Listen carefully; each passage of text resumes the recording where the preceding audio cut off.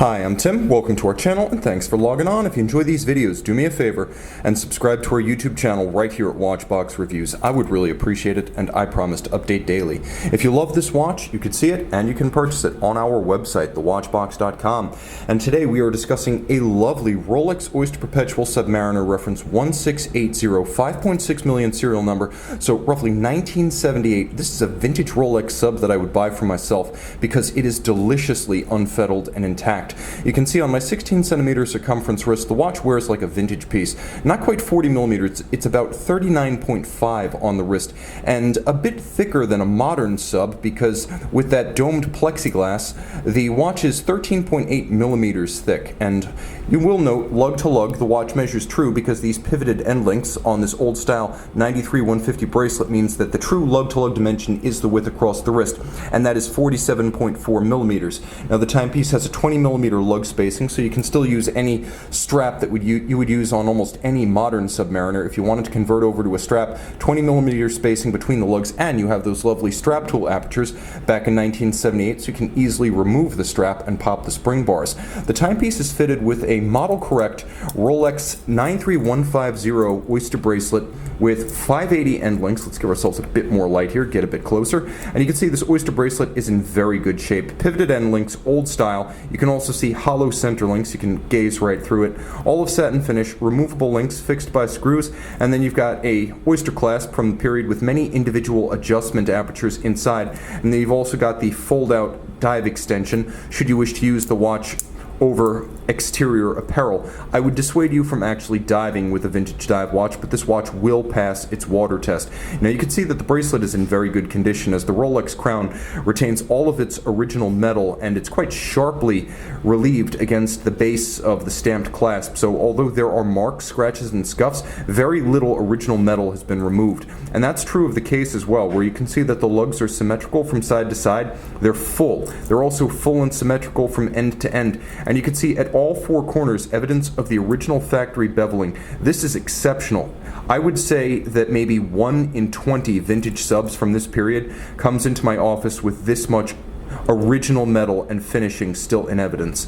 The case is polished on its flanks, but as you can see, having not really been refinished, the polish has been scratched and scuffed a little bit. You can see that the hoods of the lugs were once satin finish. The only obvious service replacement part on this watch is the bezel, which is a luminova replacement. Bidirectional rotating, as was every bezel fitted to the 1680 series. The watch, however, is incredibly intact on the dial side, where you can see a sensational patina. This is not fauxtina. This is what fauxtina tries to emulate. The darkest, most intense, and most even ecru tritium patina, and absolutely no flaking, no fractures, no dust or debris on the dial, no evidence of oxidation or water intrusion. You can see that even the plexiglass is sharply defined around the edge of its box profile. This is a wonderful survivor, and you can see hands as well as dial. Usually on a watch this old, you'll see at least service replacement hands. All of the printing is crisp, unmarred, and as bright as it was the day it left Geneva. You can see the date disc with its aging metallic tinge, and then the Rolex triplock crown. You'll also note that this particular watch was truly a relic of a bygone era, back when 30 years with Stewart Equipment Co. would earn you a Rolex Submariner. So this is part of the watch's provenance, and I'm all for preserving the history of a watch and preserving original metal, and keeping the dedication on the caseback serves both purposes. Now underneath that caseback is a Rolex manufacturer caliber 1570 automatic winding, 48-hour power reserve. It beats away at the quirky and very vintage 19,800 vibrations per hour. There is a stop seconds function with this watch, but there is not a quick set date.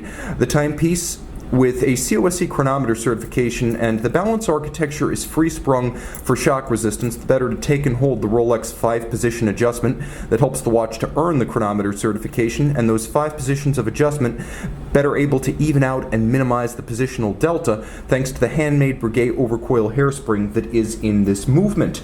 The timepiece is remarkably usable. It's 26 jewel movement, still able to keep chronometer grade time, and on the wrist it looks like a sub. The advantage of Rolex Essentially, eschewing planned obsolescence is that even a watch from over 40 years ago is still recognizable as the equivalent model today. The owner of a modern-day sub would know exactly what this is, and for that matter, the owner of the original 1953 Submariner would recognize this watch.